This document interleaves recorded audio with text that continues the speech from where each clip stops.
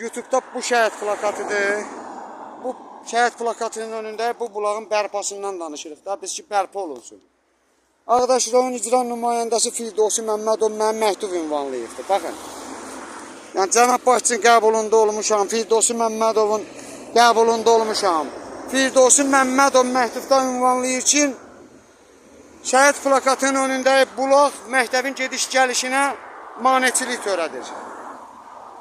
Firdevsi Məmmədov ləkə üzrə nümayəndə olduğu üçün bax bu qanunsuz tikilini, məktəbin ərazisinin satıldığını, arkada 1 hektarlıq ərazinin yanı bağlandığını, 2007-də cənab prezident İlham Əliyevin ayırdığı büdcədən pulun yeyilib məktəbin balansında olan 2 mərtəbə binanın təmir olunmadığından, bunlar maneçilik törətməkdənsə Firdevsi müəllimə, hələ Firdevsi müəllimə şəhid plakatının önündə məktəb direktoru yazanda ki, bulaqdan axan su ayağımın altını batırır. İcra nümayəndəsi Firdevsi Məmmədov da göstərəcəkdir ki, yazılı şəkildə göstəribdir. Baxın, gediş-gəliş üçün maneçilik törədir. Deməli, məktəb direktorunun ayağının altını batırır, Firdevsi müəllimə də maneçilik törədir.